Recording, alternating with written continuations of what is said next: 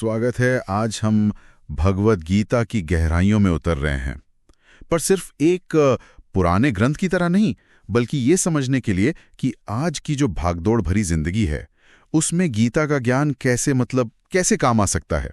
चाहे कोई स्टूडेंट हो, प्रोफेशनल हो, कोई पेरेंट हो या कोई भी जो आज की चुनौतियों से जूझ रहा है। जी बिल्कुल। हमारे पास एक विद्वत्तापूर्ण अनुवाद के कुछ अंश हैं, तो हमारा मकसद साफ है, इस प्राचीन ज्ञान से आज के जीवन के लिए कुछ प्रैक्टिकल चीजें निकालना। तो चलिए शुरू करते हैं। बिल्कुल। देखिए, गीता जो है वो कुरुक्षेत्र में कृष्ण और अर्जुन का संवाद है, पर असल में ये हम सबके मन के अंदर जो द्वंद्व चलते हैं ना, उन्हीं की कहानी है। कर्तव्य क्या है, सही चुनाव कैसे करें, निराशा से कैसे उभरें, जीवन का मतलब क्या है।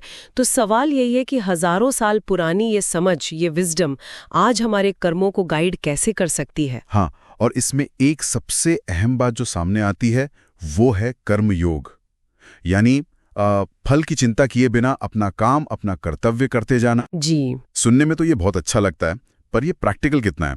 जैसे मान लीजिए कोई स्टूडेंट है, परीक्षा का प्रेशर है, या कोई प्रोफेशनल है जैसे टारगेट पूरे करने हैं, उनके लिए कैसे काम करेगा। देखिए, यहाँ एक दिलचस्प बात है। गीता कहती है कि फोकस कर्म पर रखो, उसे पूरी लगन से करो, जैसे कोई भेंट चढ़ा रहे हो। अच्छा, इसे ही कर्मसु कौशलम कहा गया है, मतलब काम में कुशलता। ये परिणामों से बिल्कुल उदासीन होना नहीं है। हाँ, ये जरूरी है समझना। हाँ, ये बस उस चिंता से मुक्ति है जो नतीजों से जुड़ी होती है। और मजे की बात यह है कि जब ये चिंता हटती है ना, तो अक्सर परफॉर्मेंस सुधर जाती है, मन भी ज्यादा शांत रहता है। तो एक तरह से उल्टा असर होता है, चिंता छोड़ने से काम बेहतर होता है। बिल्कुल। और गीता ये भी मानती है कि हमारे कामों में कमियां होंगी, गलतियां होंगी, लेकिन जोर इस बात पर है कि हम अपना स्वाभाविक कर्तव्य, अपना स्वधर्म, वो निभाते रहें पूरी ईमानदारी से। ठीक है। और फिर एक और बड़ा विषय आता है आत्मसंयम का, कंट्रोल, अपनी इंद्रियों पर, मन पर काबू पाना, इच्छा, क्रोध, इन सब भावनाओं को जीतना। गीता में स्थित प्रज्ञ का एक आदर्श है, स्थिर बुद्धि वाला व्यक्ति। पर आज की दुनिया में जहां इतनी उथल पुथल है, इतना डिस्ट्रैक्शन है, कोई मन को स्थिर कैसे रखे, ये तो बहुत मुश्किल लगता है। मुश्किल तो लगता है, पर गीता का रास्ता प्रैक्टिकल है। इसमें पहला कदम है प्रकृति के 3 गुणों को पहचानना। गुण? कौन से गुण? सत्व, रजस और तमस। सत्व यानी पवित्रता, संतुलन। रजस यानी गतिविधि, पैशन। और तमस यानी जड़ता, अज्ञान।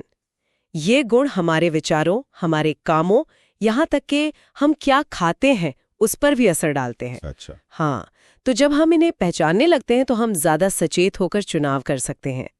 इसके अलावा गीता इंद्रियों पर संयम रखने को कहती है, ध्यान लगाने को कहती है, और अहिंसा, सच बोलना, करुणा, ऐसे अच्छे गुणों को अपनाने की सलाह देती है। और ये याद रखना जरूरी है कि छोटे छोटे ईमानदार प्रयास भी बहुत कीमती है। एकदम से सब कुछ नहीं बदलता, मतलब छोटे कदम भी मायने रखते हैं। बिल्कुल, हर छोटा कदम महत्वपूर्ण है। अब बात करते हैं ज्ञान की, यानी ज्ञान योग की।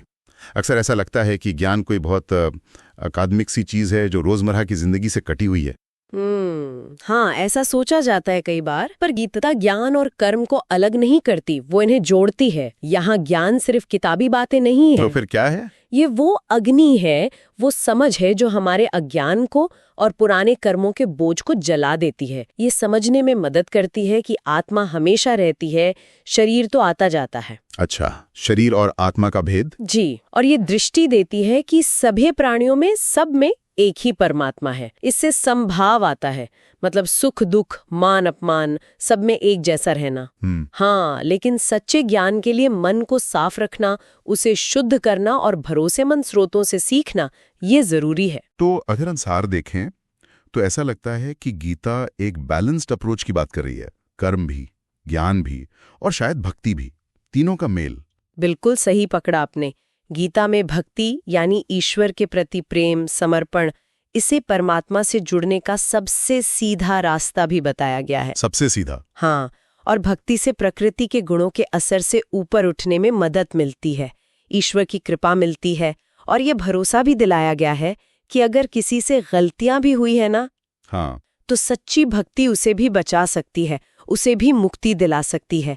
तो अंत में संदेश यही है, समर्पण करो और ईश्वर में विश्वास रखो, उन्हें अपना आखिरी सहारा और सच्चा दोस्त मानो। वाकई ये जीवन की जो लड़ाइयाँ हैं, चाहे छोटी हो या बड़ी, उनसे जूझने का एक बहुत ही गहरा फ्रेमवर्क है।